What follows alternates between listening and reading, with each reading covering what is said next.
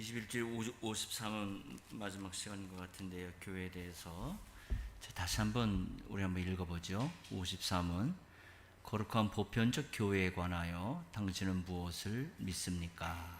답: 나는 하나님의 아들이 세상의 처음부터 마지막 날까지 모든 민류 가운데서 영생을 위하여 선택하신 교회를 참된 믿음으로 하나가 되도록 그의 말씀과 성신으로 자신을 위하여 불러 모으고 보호하고 보존하심을 믿습니다. 나도 지금 이 교회에 살아있는 지체이며 영원히 그러할 것을 믿습니다. 자, 교회를 세우시고 교회를 이 땅에서 이루어 나가시게 하시는데, 그걸 왜 그렇게 하시는가 할 때 끝에 보면 자신을 위해서 그려 하신다 그럽니다. 교회는 영생을 위하여 선택하신 교회입니다. 그러죠? 모든 인류 가운데서 영생을 위하여 선택하신 교회. 하나님께서 창세전에 그리스도 안에서 우리를 택하신 것은 에베소 1장 3절 이하 6절에 있는 말씀같이 그의 사랑하신 자 안에서 우리에게 거저 주시는 바 그의 은혜의 영광을 찬미하게 하려는 것이다 그랬습니다. 그러기에 교회 안에서는 주님의 영광만이 드러나야 되고, 그러기 위해서는 주님의 뜻, 사람의 뜻이 아니라 주님의 뜻만이 오로지 존중이 되어야 할 것입니다. 자, 이 부분에서 영생을 위하여 선택하신 교회다 해서 선택이라는 말을 사용하죠. 그러니까 선택을 개인에게 적용해서 하는 게 아니라 선택이라는 말을 교회에게 관련해서, 교회와 관련해서 이 말을 가르쳐 주고 있는 걸 우리가 주목을 해야 합니다. 우리는 선택이라는 말을 개인적인 문제로 생각해서 어떤 사람이 선택을 받았느냐 이런 것을 관심을 갖고 따지는 경향이 많이 있죠.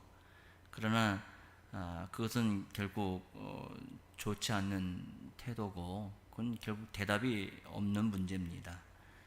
왜냐하면 그런 식으로 빠져들게 되면 결국 결정론으로 빠지게 되어 있기 때문에 그렇습니다. 성경에서 이 선택의 말을 사용할 때는 항시 교회에 관련해서 선택하고 있다 한 말을 우리는 주목해 봐야 합니다. 선택에 대한 구절을 모두 죄다 끄집어 보게 되면은 개인보다도 이 교회적인 것으로 얘기를 하고 있는 거예요. 가령 출애굽기 19장 우리가 잘 아는 그 십계명 서문 시내산 언약을 보게 되면 이스라엘 백성을 부르실 때도 하나님께서 내가 너희를 선택했다 해서 선택이라는 말을 하십니다. 근데 거기는 이스라엘 나라를 선택했다 그러죠. 또 베드로전서 2장 8절 9절도 역시 마찬가지로 출애굽기 19장과 같은 내용인데, 교회가 하나님의 택하심을 받은 나라다 이 말을 사도는 출애굽기 19장 말씀을 적용해서 교회에게 해석해 줍니다. 이처럼 선택을 교회와 관련해 가르치고 준 것은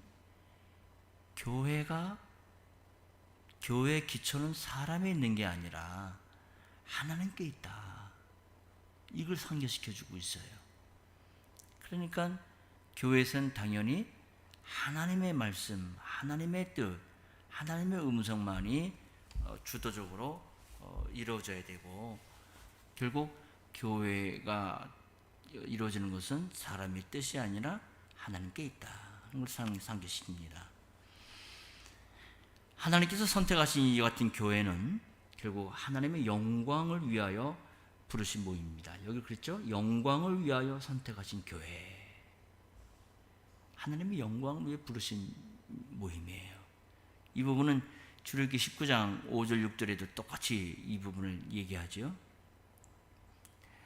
하나님께서 자신의 영광을 위해 세우신 모임이라는 사실을 바르게 생각하지 못하고 자기 생각에 따라서 마음대로 내가 이 교회를 또는 저 교회를 가입하거나 또는 마음에 들지 않으면 탈퇴할 수 있는 그런 임의적인 단체로 생각하는 경향이 오늘날 신자들 사이에 만연되어 있는데 굉장히 위험한 생각이 아닐 수가 없고 비성경적인 그러한 태도가 아닐 수 없다 하는 점을 우리가 참 마음에 무겁게 받아들여야 합니다.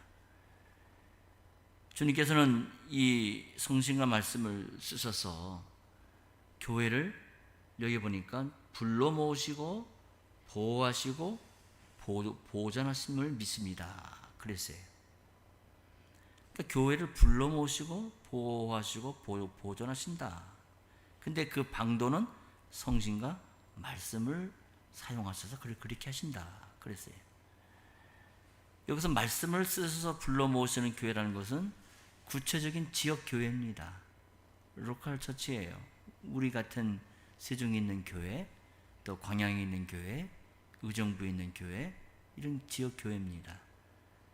주님께서 강단에서 전파되는 말씀을 통해 친히 불러 모으시기 때문에 교회는 뭐 마치 물건 주고 사고 팔듯이 또는 백화점에서 물건 사고 집으로 돌아가는 것처럼 구원의 은혜를 받은 뒤에 집에 돌아가서 각자 자기 일에 바쁘게 생활하는 그런 자발적인 단체가 아닙니다.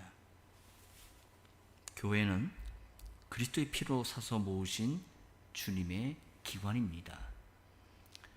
그렇기 때문에 주님께서 당신의 피로 사서 불러 모으셨기 때문에 교회의 주인은 당연히 주님이십니다. 그래서 우리는 교회의 머리 대신 그리스도 이렇게 고백을 하지 않습니까?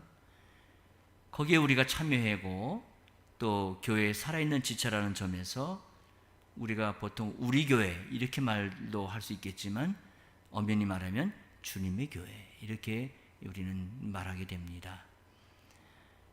교회가 주님의 교회다라고 말하는 사실은 이 교회의 근원 또는 교회의 힘의 이 원천이 주님께 있다 하는 것을 고백하는 말인데요.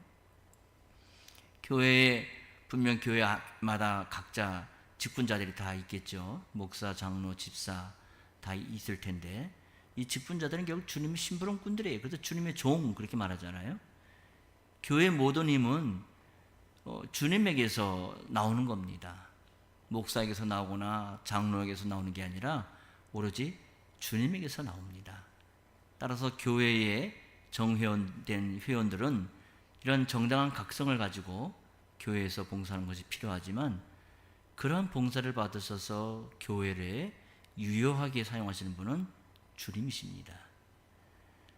만약 교회가 자발적인 단체라고 한다면 뭐 회원들의 봉사에 의해서 유지되기도 하고 뭐 폐지되기도 하고 그래야 되겠지만 교회는 앞에서 얘기했다시피 사람에게 의존하지 않습니다.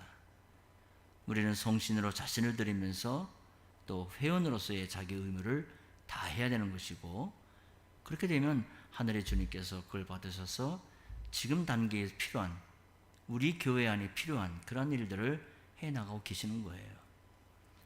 여기 보호하시고 보존하신다. 여러분 이 말이 주는 뉘앙스가 어떻습니까?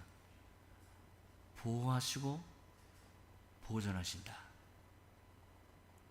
이게 어떤 배경에서 이 말을 하는 걸까요?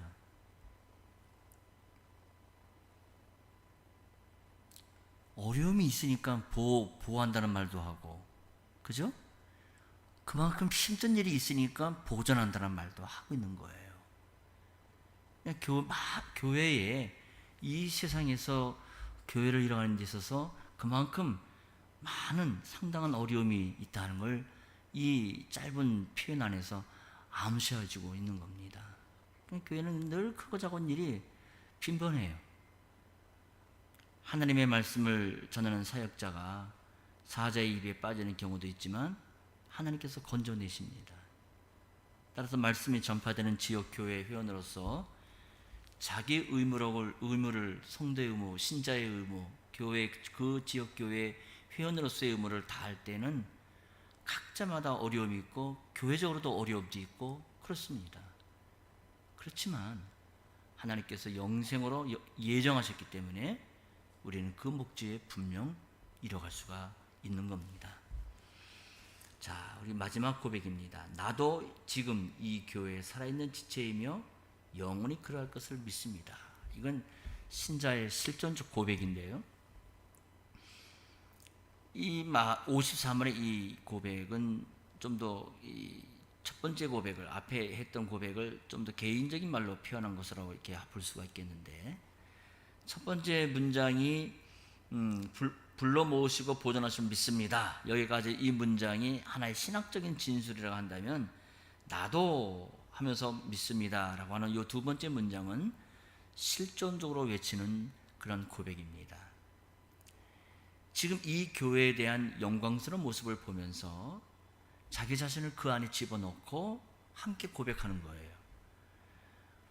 지금 이 교회라는 말에서 이 교회를 아주 구체적으로 이야기를 하죠.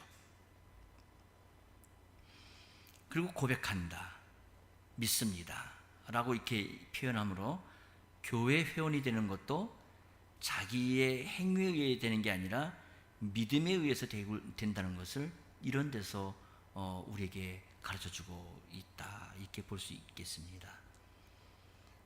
그러니까 교회의 고백을 바르게 알고 그것을 지금 자신의 믿음으로 고백하는 자가 정상적인 교회 회원입니다. 우리 교회의 고백이 적어도 이러한 고백을 지향하고 가고 있지, 그렇다면 나도, 내 믿음도 이 고백과 동행하며 함께 동참하는 그러한 신자지 라는 데에서 그 교회 회원됨이 나타난다, 그 말입니다.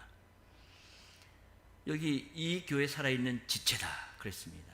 이 말은 반대로 죽은 지체도 있다는 말이 되겠죠. 살아있는 지체다, 이 말은 죽은 지체도 있다, 그 말을 암시하는 거예요. 믿음으로 사는 삶에 대해서 모르고 엉뚱한 다른 것에 열중을 하거나 또는 세상의 마음이 빠져서 지금 교회를 이뤄감에 있어서 필요한 점이 뭔지를 잘 모르고 있는 사람은 사실 죽은 지체입니다. 말씀에 대한 반응이 없다는 점에서 그는 죽은 자예요. 하나님의 말씀이 있으면, 우리가 밥을 먹으면 키가 자라든지 아니면 살이 찐다든지 뭔가 반응이 있어야 될 거 아니겠습니까? 근데 반응이 없다는 것은 죽은 자란 말이에요. 물론 나름대로 행동을 합니다. 하지만 믿음에서 하지 않거나 머리 대신 그리스도의 뜻과는 달리 자기 마음대로 행하는 겁니다. 자기의 생각대로 행하는 거예요. 그러면 결국 그건 살아있는 지체다라고 말할 수가 없을 겁니다.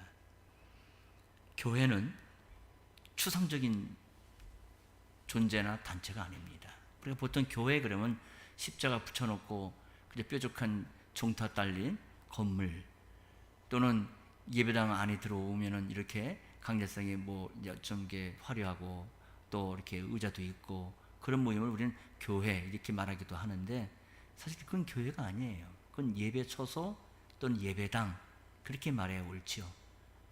교회는 거기 모인 무리들, 사람이 바로 교회입니다. 우리가 교회예요. 세종개혁교회 그러면 세종에 있는 이 건물이 세종교회가 아니라, 개혁교회가 아니라 우리가 세종개혁교회란 말이에요. 응? 그러니까 추상적인 게 아니에요. 그리고 그 안에는 말씀이 전파되는 구체적인 실체입니다. 승천하신 그리스도께서는 성신과 말씀으로 그의 백성들을 모아 하나님께 예배를 드리게 하십니다. 지금도 여전히 성신과 말씀으로 부른 일을 계속 하고 계시기 때문에 자신이 속한 교회에서 선포되는 말씀을 믿음으로 받고 나가야 교회의 통일성, 우리가 지난번 로마서 공부할 때도 그랬고 또 아침 공부할 때도 이 얘기를 했는데, 교회의 통일성과 거룩성, 보편성, 사도성을 맛보면서 나아갈 수 있게 되는 겁니다. 그리스도의 이 불러 모으시는 활동에 대해 우리는 믿음으로 그 부름에 순종하고 나가야 될 겁니다. 이런 언약 교제에 대한 반응이 있을 때 그 교회는 교회로서 신비감을 누리고 또 맛보며 나아가고 또 자라갈 수가 있게 되는 겁니다. 오늘은 여기까지 교회에 대해서 한번 생각해 보고, 다음 주일은 성도의 교제에 관해서 좀 더 생각해 보겠습니다. 기도하죠. 걸어가신 하나님, 오늘 아침은 교회가 무엇입니까? 교회를 믿는다라고 고백을 하며 그 교회의 실존적 고백에 나의 고백을 담아 내가 이 교회의 영속적인 신자임을, 회원임을 또 확인하고 살펴보았습니다. 우리가 교회라 할 때는 많은 사람들이 교회에 대해서 이렇게도 말할 수 있고 또 저렇게도 말할 수가 있지만, 교회는 그런 어떤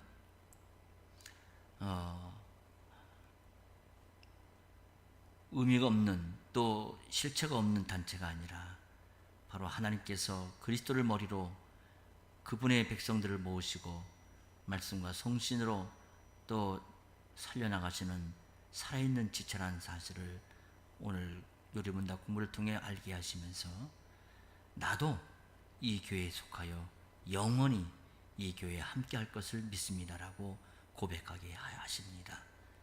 주님, 우리를 이렇게 교회를 이루게 하시오니 우리의 머리 되신 그리스도의 통치 되심과 또 그분의 다스림을 기뻐하면서 말씀으로 다스리시는 그리스도의 말씀에 저희들이 귀담아 순종하며 나아갈 때에 이 세상에서 교회됨을 드러내고 신자됨을 나타내며 하나님의 영광을 찬송하는 교회로서 우뚝 서 나갈 수 있도록 우리를 지켜주시고 함께 하시옵소서.